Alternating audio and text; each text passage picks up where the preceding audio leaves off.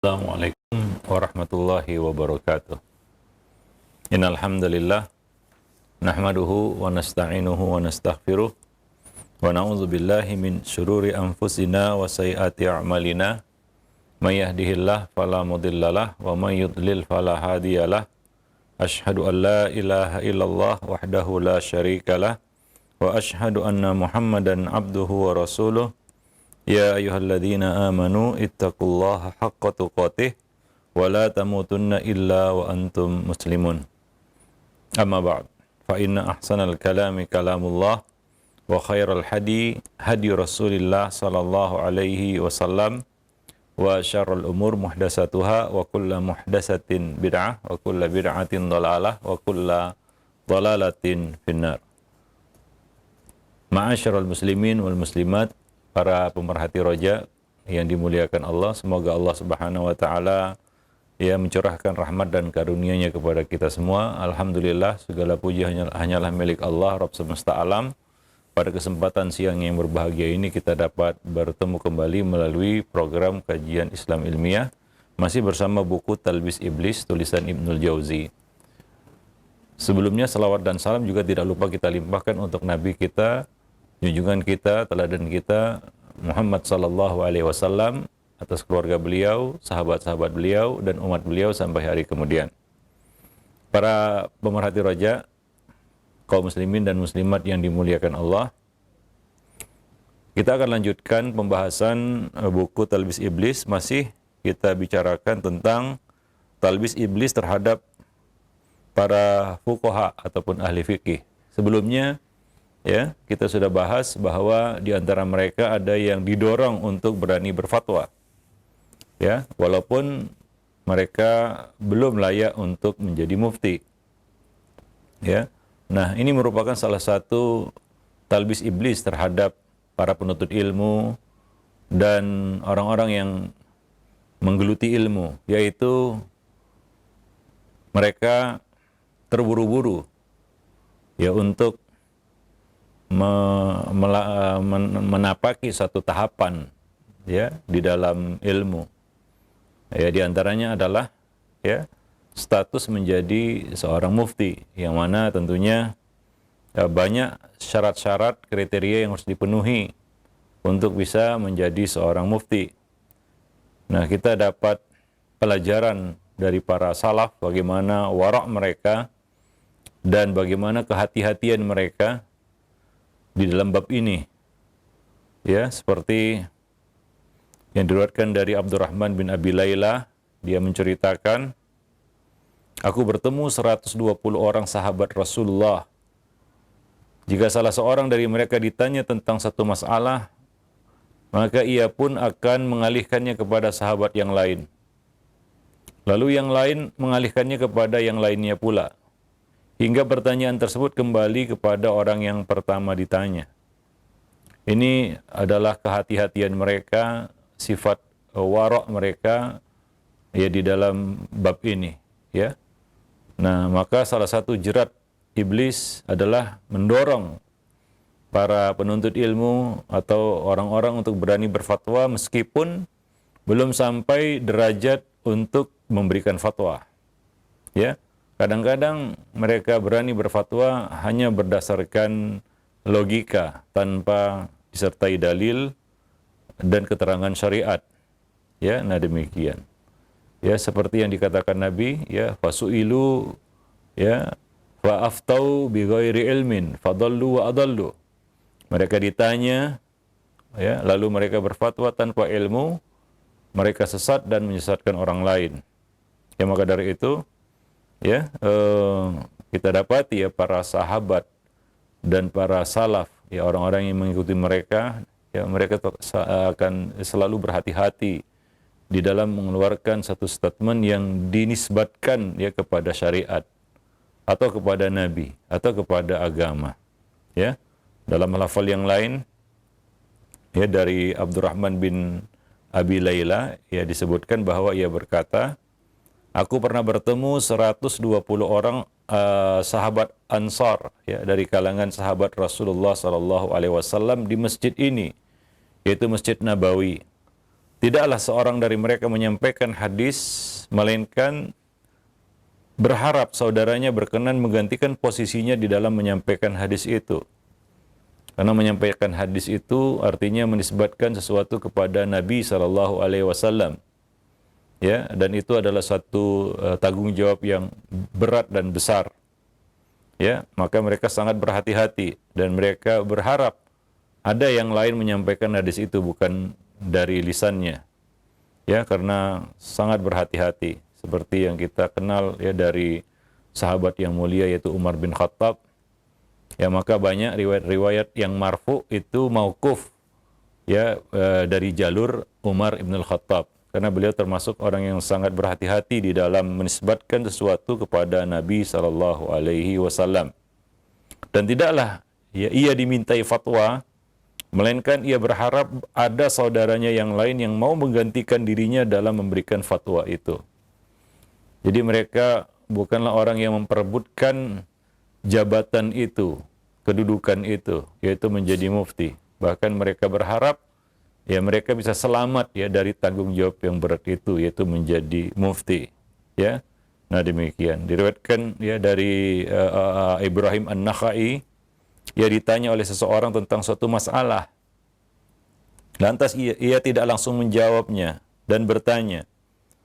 Ya, ia bertanya kepada si penanya, apakah kamu tidak mendapati orang lain yang dapat kamu tanya tentang masalah ini? Artinya kalau ada orang lain yang bisa kamu tanya tentang masalah ini, tanyakan kepadanya. Ya, jangan kepadaku. Bukan artinya menyembunyikan ilmu. Ya, tapi ini adalah kita wujud dari sifat wara' dan kehati-hatian. Ya. Sifat wara' dan kehati-hatian, ya. Nah, hingga ya mereka berharap mereka bisa selamat ya dari tanggung jawab yang sangat berat itu. Seperti halnya Sufyan Ats-Tsauri, beliau menolak untuk memberikan fatwa ataupun berpendapat di dalam bab nikah dan talak. Karena beliau merasa itu adalah tanggung jawab yang berat menyangkut rumah tangga seorang muslim. Ya, bisa saja dengan fatwa yang salah hancurlah rumah tangga muslim itu. Sementara itulah yang dikehendaki oleh iblis, ya, mengobrak-ngabrik menghancurkan rumah tangga muslim. Itu adalah tugas pasukan khusus iblis yang dekat dengan iblis, yaitu mengobrak-ngabrik merusak rumah tangga ya seorang muslim. Nah, jadi beliau merasa berat untuk berpendapat apalagi memberikan fatwa di dalam bab-bab seperti itu. Karena ini adalah perkara yang sangat sensitif.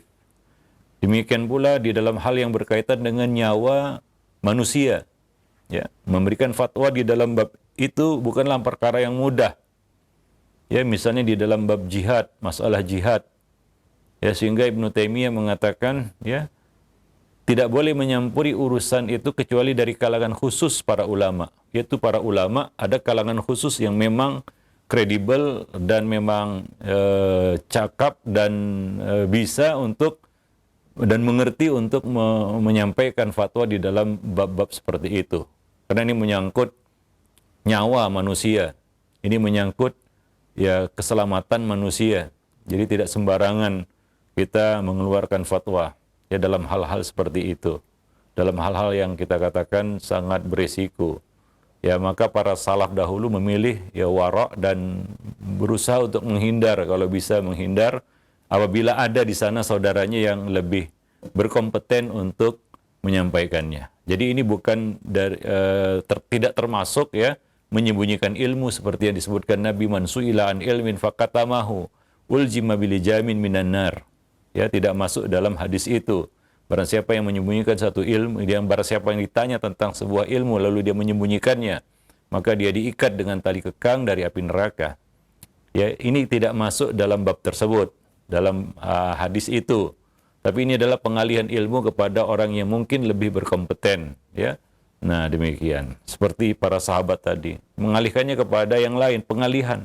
Ya, mungkin ada orang yang lebih cakap dan lebih berhak untuk mengeluarkan fatwa atau berpendapat dalam masalah itu. Nah, demikian, ya.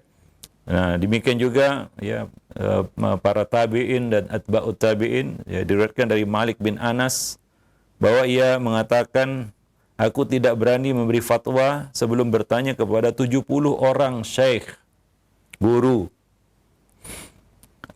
dan bertanya kepada mereka, apakah kalian memandang aku pantas untuk berfatwa? Mereka pun menjawab, iya. Ya, Malik pun ditanya, Imam Malik ditanya, bagaimana jika mereka melarangmu? Maka Imam Malik menjawab, seandainya mereka melarangku, aku tidak akan berfatwa.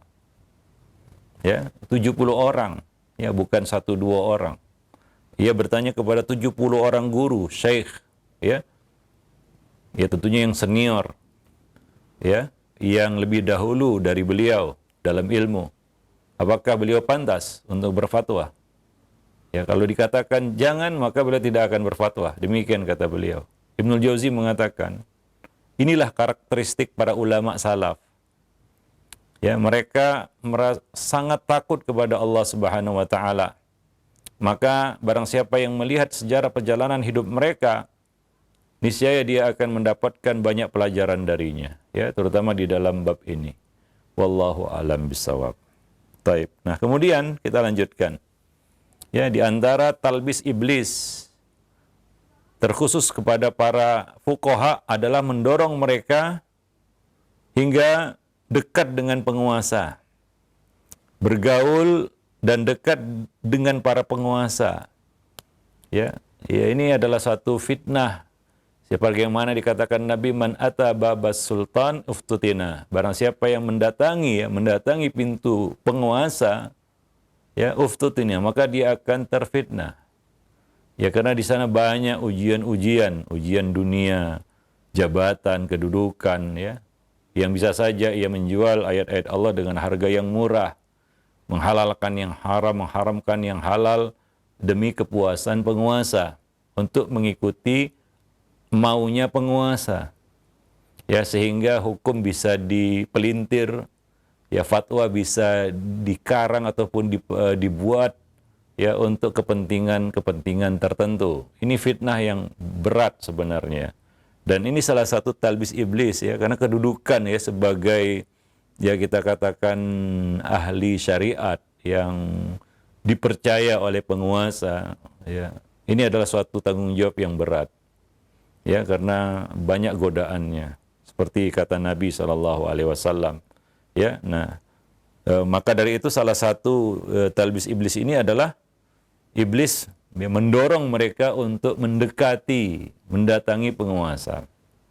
Ya, tentu penguasa yang ada di tangannya bukan ilmu, yang ada di tangan penguasa adalah harta dan kekuasaan. Ya. Yang datang kepada mereka ditawari harta ataupun jabatan, asalkan mau berada di pihaknya tentunya. Dan ini adalah fitnah yang besar. Ya, ya kita katakan fitnah dunia adalah fitnah yang berat. Itu yang dikhawatirkan Nabi SAW terhadap umat ini.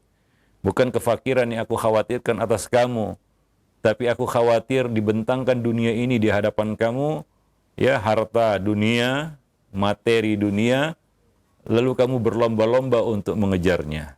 Nah, demikian. Wallahu a'lam bishawab. Seperti yang terjadi pada masa Al-Ma'mun, ya, di mana Ahmad bin Abi Duat, ya, menjadi tangan kanannya menyebarkan paham, ya, akidah sesat, yaitu Al-Quran makhluk. Ya, nah, yang ditentang oleh Imam Ahmad bin Hanbal, walaupun beliau harus mendekam dalam penjara karena berseberangan dengan penguasa saat itu, yaitu Al-Ma'mun. Ya, nah, demikian. Yang mana Ma'mun ini, ya, ada orang di belakangnya tentunya, ya, hingga dia berani memberikan hukuman kepada siapa saja yang berseberangan akidah dengannya di dalam bab tersebut, di dalam bab meyakini Al-Quran. Nah, jadi ada peran di situ dari orang yang dianggap berilmu oleh penguasa tadi. Nah, jadi memang betul-betul fitnah yang besar. Nah, sehingga ketika, ya, ahli fikih ini dekat, ya, dengan para penguasa itu, ya, apa yang terjadi? Dia tidak mau mengingkari kemungkaran yang ada, padahal dia mampu melakukannya. Dia tahu dan bisa melakukannya. Justru terkadang mereka memberikan keringanan hukum bagi para penguasa itu yang tidak diberikan kepada orang lain. Maka jawabannya kadang-kadang berbeda. Ya, kalau yang bertanya itu orang yang punya kekuasaan, orang yang punya jabatan atau pengaruh, maka hukumnya akan berbeda ketika ditanya oleh mungkin rakyat jelata, orang biasa, ya. Nah, demikian. Wallahu a'lam bishawab. Ya, nah, semua ini karena mereka lakukan demi mendapatkan ya iming-iming ya harta dari para penguasa itu. Seperti kita katakan, ya ketika kita mendatangi ya orang-orang seperti ini, yang mereka tawarkan adalah dua, yaitu harta dan tahta. Ya, harta dan tahta. Ya, diiming-imingi jabatan atau diiming-imingi harta. Ya, dan ini adalah kita katakan racun ya bagi ilmu ya. Nah, sehingga mungkin yang benar bisa jadi salah, yang salah bisa jadi benar, yang halal bisa jadi haram, yang haram bisa jadi halal. Dan sebagaimana disebutkan sebelumnya, salah satu munculnya, sebab munculnya hadis-hadis palsu adalah ya untuk memuaskan kehendak penguasa. Sehingga dibuatlah hadis-hadis palsu yang mendukung kemauan penguasa itu. Ini disebutkan oleh para ulama ya di dalam kitab-kitab mustalah hadis. Salah satu sebab munculnya hadis-hadis palsu adalah kedekatan ya dengan penguasa ini, ya, sehingga dibuatlah hadis-hadis dinisbat kepada Nabi ya yang mendukung penguasa itu, yang cocok dengan kemauan penguasa itu, walaupun sebenarnya hadis itu nggak ada, maudhu, palsu. Ya, nah demikian. Wallahu a'lam bishawab. Ya. Dan akibat nyata yang ditimbulkan dari tindakan seperti ini adalah tersebarnya kerusakan pada tiga pihak berikut ini. Yang pertama adalah si penguasa itu sendiri. Karena dia akan berkata, sekiranya aku tidak berada di atas kebenaran, pasti si fulan yang terkenal sebagai ahli fikih itu akan mengingkari sikapku. Itu dijadikan sebagai apa? Itu dijadikan sebagai acuannya. Ya. Kalau yang aku lakukan ini nggak benar, pasti si fulan akan mengingkari. Ya, si fulan di sini maksudnya adalah ahli fikih yang menjadi rujukannya. Ketika si ahli fikih ini diam, maka diamnya itu dianggap pembenaran apa yang dilakukan oleh penguasa tersebut. Nah, demikian ya. Nah jadi dia mungkin akan berkata, bagaimana mungkin aku berada di pihak yang tidak benar, sementara dia saja mau memakan hartaku. Ya, yaitu menerima harta duit dari penguasa. Artinya ia bisa membungkam ahli fikih itu atau ulama itu. Ya, maka dahulu para ulama itu menjaga jarak dari para penguasa. Bukan mereka memberontak. Bukan mereka menjelek-jelekkan penguasa itu di hadapan rakyat atau di hadapan manusia, tidak. Tapi mereka bukanlah orang yang menjilat dan mendekat kepada penguasa untuk ya kita katakan mencari ya kita katakan sedikit harta, sedikit dunia. Itu mereka hindari. Karena mereka menjaga marwah ilmu. Ya, karena mereka tidak mengharapkan dunia dari ilmu yang mereka dapatkan, ilmu yang mereka miliki. Ya, sehingga ilmu itu terjaga marwahnya, martabatnya. Ya, ketika dia bersih dari hal-hal yang bisa mengotorinya. Nah, demikian. Jadi kedekatan dengan penguasa ini kadang-kadang mengotori kejernihan ilmu itu, ya. Nah, demikian. Wallahu a'lam. Kedua, orang awam. Ya, orang awam juga akan terkena imbasnya, ya. Dia akan berkata, tidak ada masalah dengan penguasa itu. Demikian juga harta serta apa yang dia perbuat, sebab si fulan yang ahli fikih itu bersamanya. Jadi kebersamaan si ulama ini akan dijadikan sebagai hujah ya oleh masyarakat awam. Ya, kenapa kamu sanggah masalah ini sementara si fulan penguasa melakukannya dan di sampingnya ada ahli fikih atau ulama itu. Ini dijadikan sebagai dalil, sebagai dalih dan argumentasi dari orang-orang awam untuk membenarkan apa yang dilakukan oleh penguasa itu, karena di sampingnya ada ulama. Ya, nah demikian.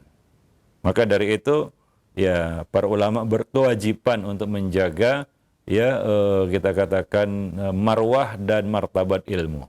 Ya jangan dia khianati itu. Yang ketiga, ahli fikih itu sendiri, karena agamanya menjadi rusak akibat perbuatannya ya yang dekat dengan penguasa itu. Wallahu a'lam bishawab. Jadi ini tiga pihak yang akan terimbas ya.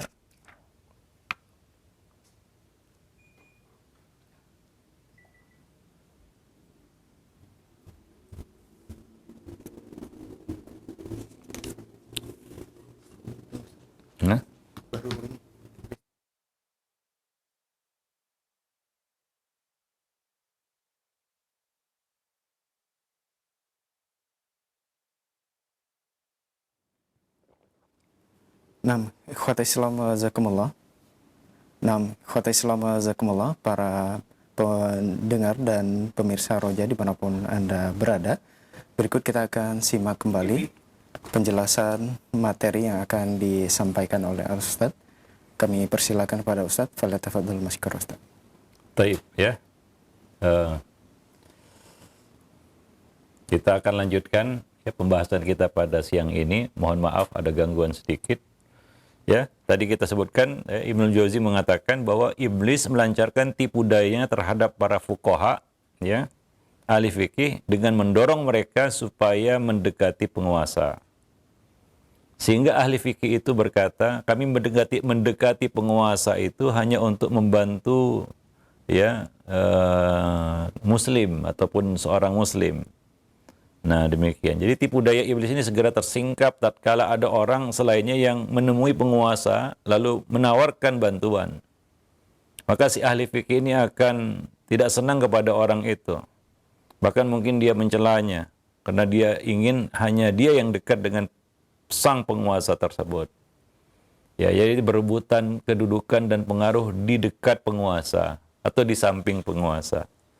Nah, ini merupakan satu hal yang bisa ya merusak ilmu itu, ya merusak ilmu. Ya para pemerhati roja kaum muslimin dan muslimat yang dimuliakan Allah. Taib. Kita lanjut lagi, ya. Di antara talbis iblis terhadap ahli fikih adalah dengan mendorong mereka untuk mengambil harta para penguasa. Ya tentunya seperti yang kita sebutkan tadi, apa yang ada di tangan penguasa? Dua, harta dan tahta, jabatan dan materi dunia. Itu yang mereka miliki. Ya. Kebanyakan penguasa ya kita katakan jauh dari ilmu. Seperti itu yang Nabi SAW sebutkan ya, ittakhadhan nas ru'usan juhala. Itu ketika ilmu sudah terangkat, maka manusia akan menunjuk, memilih orang-orang jahil sebagai pemimpin mereka. Ya, nah demikian. Jadi mereka tidak punya ilmu. Dan datanglah ya orang-orang yang ya kita katakan mengklaim dirinya sebagai orang yang berilmu mendekati penguasa itu. Ya, lalu tergiur dengan apa yang ada di tangan penguasa yaitu berupa harta, ya. Nah demikian. Wallahu a'lam bissawab. Ya, maka kadang-kadang keluarlah ya kita katakan fatwa-fatwa yang ya lebih ya kepada ya kepentingan untuk mendapatkan harta dari penguasa itu. Ya kadang-kadang keluar pendapat-pendapat yang aneh ya seperti mewajibkan zakat profesi dan gaji ya. Karena itu sumber ya kita katakan sumber pemasukan ya. Nah, ada harta di situ. Ya, apakah hak atau tidak ya kita mengambil gaji seseorang ya. Nah, ini tidak menjadi pembahasan lagi. Ya. Nah, demikian. Ya, karena tidak semua orang yang bergaji itu adalah orang kaya yang berkemampuan sehingga dia dikenai zakat. Ada orang yang bergaji ternyata kehidupannya itu pas-pasan. Bahkan dia tergolong miskin. Lalu dipotong lagi gajinya 2,5% ya sebagai zakat. Sementara dalam Islam zakat itu kan dikeluarkan dari orang-orang yang kaya. Kaya dalam arti kata mereka lebih dari cukup, bukan hanya sekedar cukup. Kalau cukup-cukupan itu adalah orang miskin. Orang miskin itu orang yang pas-pasan hidupnya, cukup sih, tapi nggak ada lebih. Orang kaya adalah orang yang punya kelebihan, lebih dari cukup. Maka dia dikatakan orang kaya. Nah, kenyataannya banyak para pegawai itu sebenarnya orang statusnya itu orang miskin. Ya, tapi ya kadang-kadang ya pendapat atau fatwa itu bisa dipelintir sehingga bisa digunakan untuk mengambil harta dan hak orang lain ya dengan fatwa ataupun pendapat-pendapat tertentu. Wallahu alam bissawab. Nah, demikian. Ya, jadi ya memang ya tidak ada yang lebih mudaratkan atas seorang hamba selain dari fitnah harta. Ya, itu yang merusak ya orang saleh dan itu juga yang merusak orang yang berilmu. Sebagaimana harta juga telah merusak para penguasa, ya, merusak ya masyarakat awam, ya. Nah, daya rusaknya luar biasa. Maka ya salah satu fitnah yang harus kita waspadai adalah fitnah harta. Ya, nah demikian. Wallahu alam bissawab. Apalagi syaitan pasti akan ikut campur dalam urusan harta manusia. Wasyarikhum fil amwali wal aulad. Dan ikut campurlah kamu bersama manusia dalam urusan harta dan anak-anak mereka. Dalam urusan harta dan anak-anak mereka. Dan ini yang paling dikhawatirkan oleh Rasulullah sallallahu alaihi wasallam atas umat ini ya, yaitu fitnah harta. Nah, demikian. Nah, boleh jadi ada orang awam yang akan mengikuti perbuatan ahli fikih yang telah terpedaya oleh iblis tersebut. Sehingga mereka membolehkan apa yang tidak dibolehkan oleh Allah Subhanahu wa taala. Menghalalkan yang haram, mengharamkan yang halal. Dan orang awam akan mengikutinya saja. Mereka cenderung bertaklid kepada orang dalam tanda kutip yang mereka percaya sebagai orang yang berilmu. Ya, mungkin mereka ada ilmunya, tapi apakah mereka orang yang amanah terhadap ilmu? Ya. Nah, ini masalah lain lagi. Ya, banyak orang-orang yang tahu tapi berkhianat terhadap ilmu yang mereka ketahui sendiri. Ya, nah demikian. Wallahu a'lam bishawab. Ya, apakah sifat amanah itu ada pada mereka? Wallahu a'lam. Ya, tapi orang awam dia hanya bisa bertaklid, ya, mengikuti. Ya, maka coba lihat ya ketika orang-orang jahil tadi berfatwa tanpa ilmu, apa yang terjadi? Fadallu wa adallu. Mereka sesat dan menyesatkan orang lain, ya. Yaitu siapa? Orang-orang awam yang mempercayainya. Orang-orang awam yang ya percaya akan kedudukannya ya sebagai seorang yang berilmu. Nah, demikian. Wallahu a'lam bishawab. Taib. Nah, kemudian ya iblis pun melancarkan tipu dayanya kepada ulama fikih yang menjauhkan diri dari penguasa dengan dalih beribadah dan menegakkan agama. Iblis menghiaskan kepada mereka ya kebaikan ghibah terhadap ulama yang mendekati penguasa. Dengan perbuatan tersebut iblis membuat mereka jatuh dalam dua petaka. Yang pertama menggunjing orang lain dan menyanjung dirinya sendiri. Ya, nah ini adalah pihak yang berseberangan dengan yang pertama tadi yang dekat. Nah, yang menjauh ya nggak lepas juga dari tipu daya iblis. Yang menjauh dari penguasa maka mereka kadang-kadang terkena ujub. Satu, yang pertama mereka terkena ujub, menyanjung diri sendiri. Yang kedua, mereka akan mengunjing ulama-ulama dan menyerang ulama-ulama yang dekat dengan penguasa itu. Ya, nah demikian. Wallahu a'lam bishawab. Jadi kesimpulannya, mendekati penguasa termasuk bahaya yang sangat besar. Karena tatkala seseorang dekat dengan para penguasa, boleh jadi niat awalnya baik, namun niat itu kemudian berubah. Ya, dia akan terpengaruh mungkin dengan ya kita katakan mulut manis penguasa, kebaikan dan kedermawanan penguasa dan harta yang digelontorkan kepadanya. Ya, maka hati itu akan bergeser.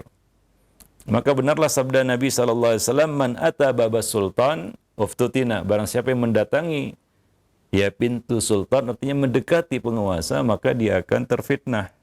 Ya, nah demikian. Ya, sedikit demi sedikit sifat tamak dalam hatinya akan muncul untuk mendapatkan harta yang ada di sekitar penguasa itu. Ya, ya, akibatnya dia tidak bisa menahan diri dari sikap menjilat kepada penguasa, dan dia pun tidak mampu mengingkari kesalahan mereka. Maka dia pun bungkam. Ya, ya mungkin masih mending kalau bungkam. Kadang-kadang mereka membela ya yang salah, ya, dan diam terhadap kebenaran. Nah demikian. Sufyan Ats-Tsauri mengatakan, aku tidak khawatir apabila penguasa menghinakan diriku. Justru yang aku khawatirkan adalah pada waktu mereka memuliakanku, sehingga hatiku menjadi lunak terhadap mereka. Maka dahulu para ulama salaf menjauhkan diri dari para penguasa, ya, karena kezaliman mereka yang tampak jelas mungkin, ya. Nah, namun para penguasa tetap meminta bantuan dari para ulama, ya, karena mereka membutuhkan fatwa serta sarannya di dalam menjalankan ya kekuasaannya. Ya, nah demikian. Maka disinilah muncul orang-orang yang kecenderungannya terhadap dunia sangat kuat. Maka mereka pun mempelajari ilmu-ilmu yang kecenderungannya, yang menjadi kecenderungan dari para penguasa itu, ya. Kemudian membawakan ilmu-ilmu ini kepada mereka agar mendapatkan harta duniawi, ya. Nah demikian. Wallahu a'lam bishawab. Jadi dahulu para ulama mereka menjaga jarak. Mereka menjaga martabat ilmu, ya. Mereka tidak ingin mengotori ilmu.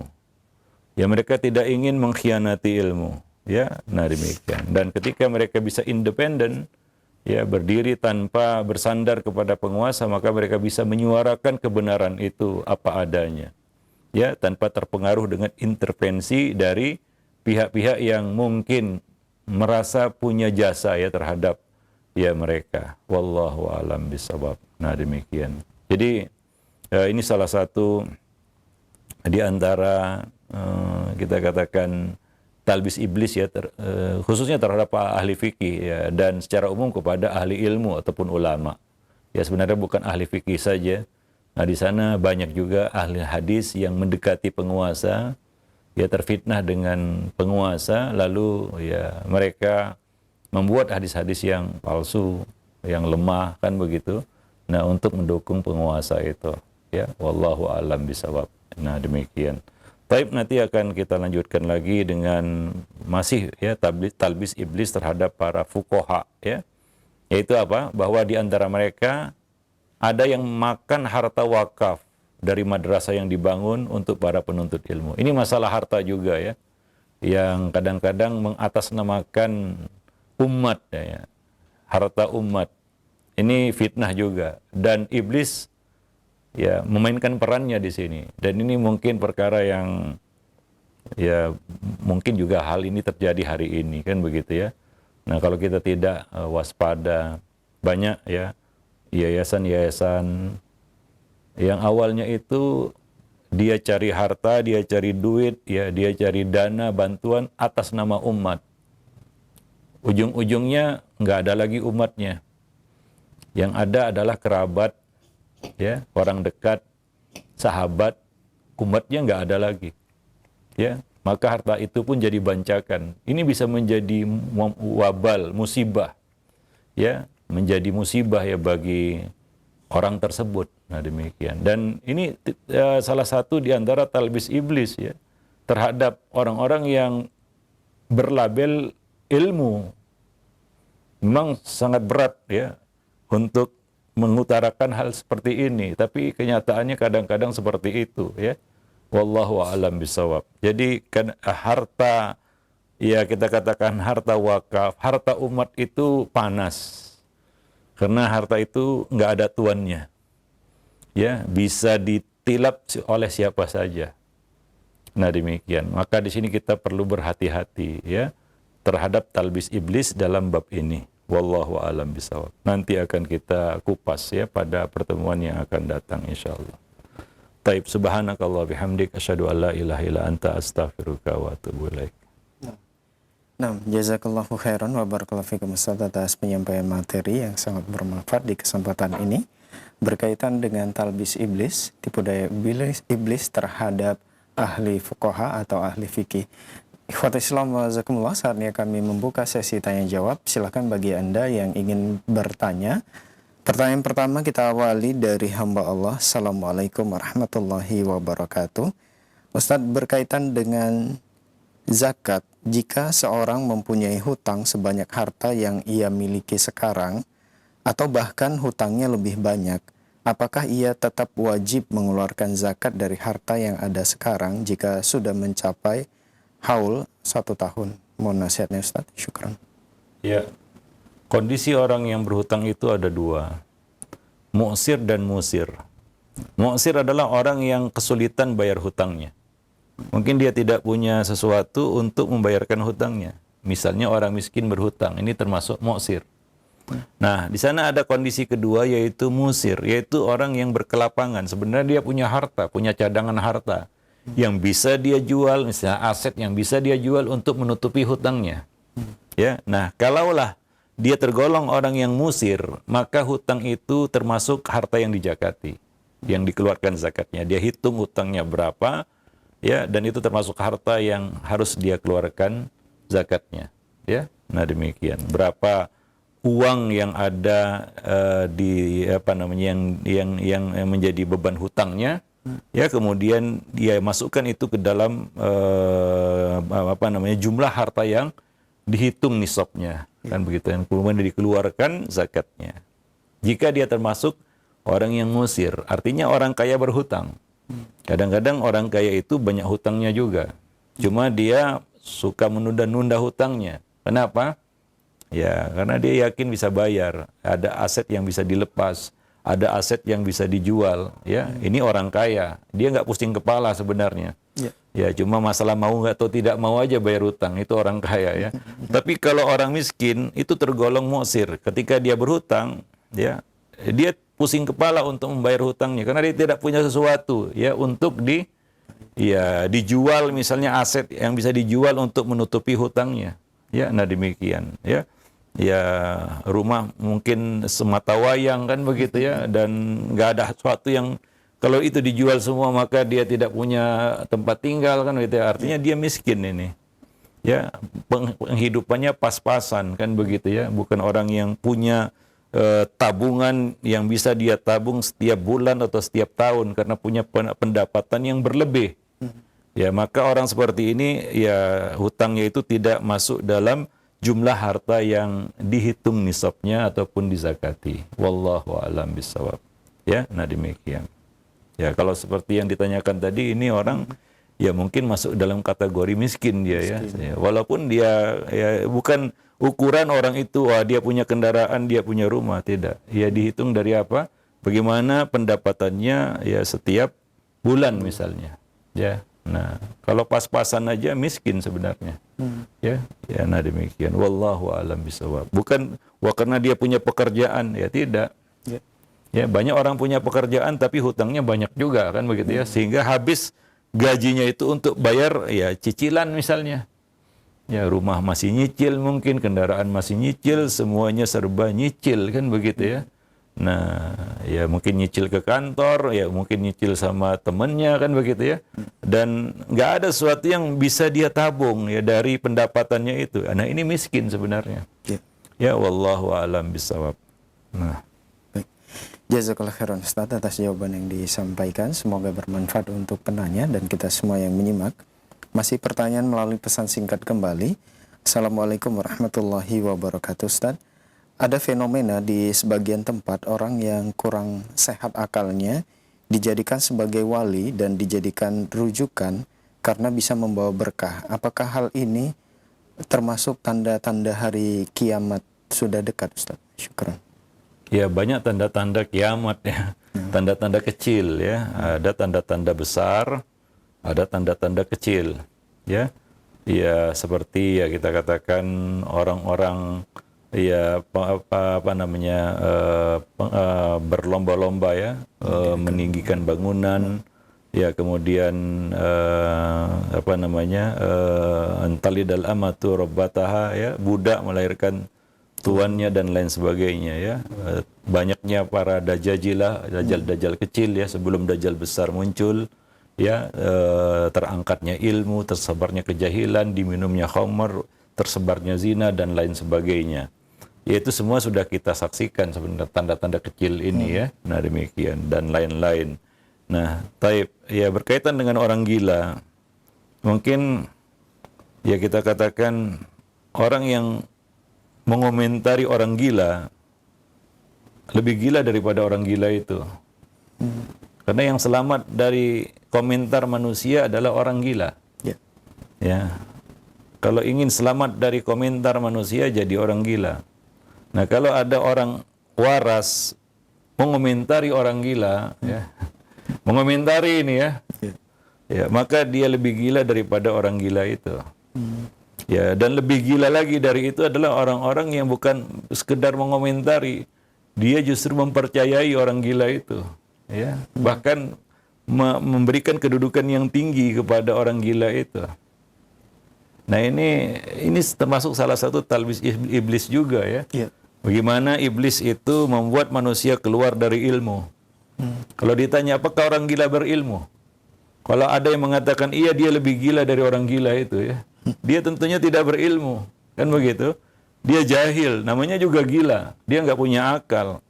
Ya lalu ada orang yang mempercayai dan mengikuti kata-kata orang jahil. Dan itu sebenarnya yang dikehendaki oleh iblis. Ya, tipu daya iblis pertama terhadap manusia adalah mengeluarkan manusia itu dari ilmu. Mengeluarkannya dari ilmu, mempercayai hal-hal yang jahil, yang bukan ilmu. Itu kita katakan tipu daya iblis yang pertama. Bagaimana orang ini percaya kepada sesuatu yang bukan ilmu. Ya, tidak ilmiah, kejahilan. Percaya terhadap kejahilan. Kejahilan apa yang lebih besar lagi daripada orang yang percaya kepada orang gila, ya? Atau menganggapnya orang yang punya ilmu, yang bisa didengar, diambil kata-katanya. Ya, wallahu alam. Ini kerusakan akal yang parah sebenarnya. Perlu diperiksakan ya akalnya. Ya, mungkin dia ya jangan-jangan gila juga kan gitu ya.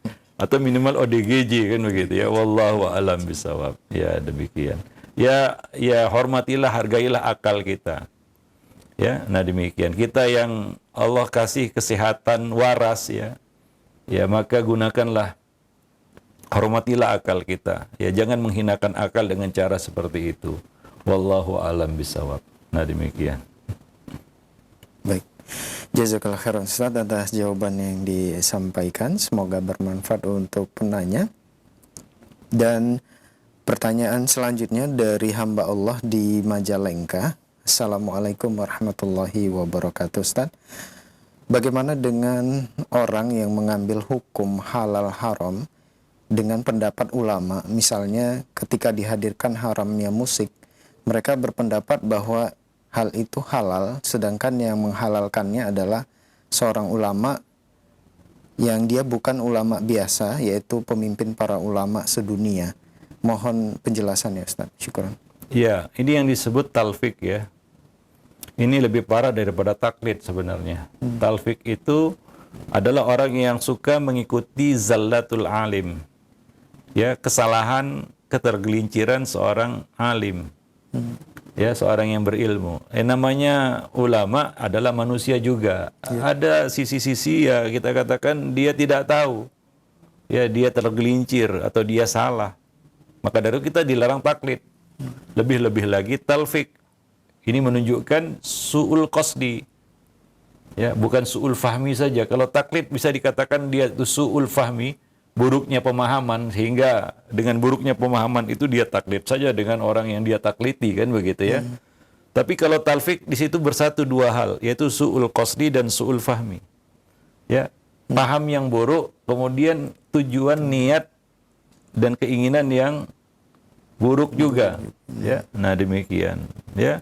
Nah, ya misalnya orang yang ingin mengikuti hawa nafsunya dalam hal misalnya, ya minum khamar, maka dia bisa cari pendapat ulama yang membolehkan sesuatu yang mirip khamar, misalnya nabiz, ya.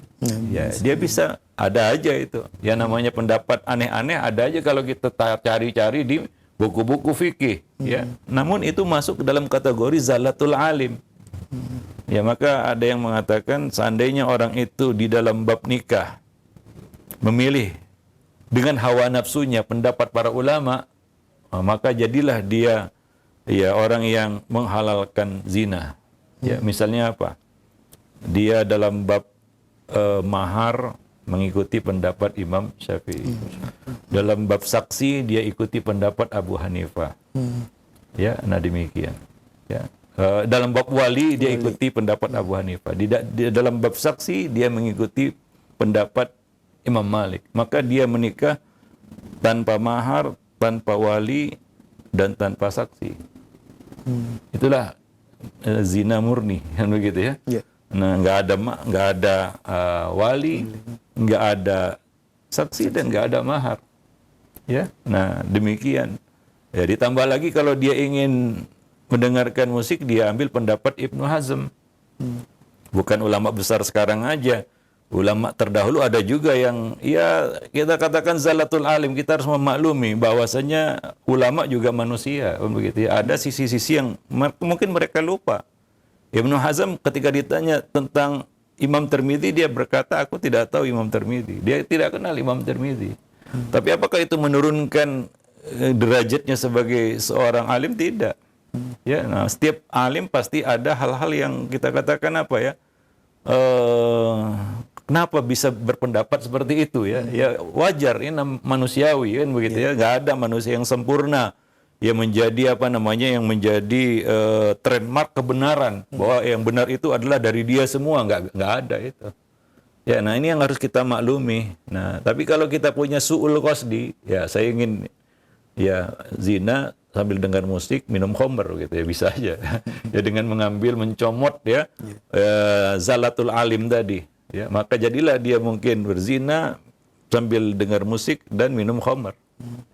Nah demikian kacau itu. Maka ini sangat berbahaya. Maka perlu dalam menuntut ilmu itu apa? Kelurusan niat. Ya. Kadang-kadang ini yang merusak ilmu, yaitu apa? Su'ul qasdi. Ya, nah demikian. Apalagi bertemu dengan su'ul fahmi. Ya, nah demikian. Wallahu a'lam bishawab. Maka tadi ya, orang yang bertalfik tadi itu bersatu dua hal tadi pada dirinya, su'ul fahmi dan su'ul qasdi tadi ya. Nah, lengkaplah penderitaannya kan begitu ya.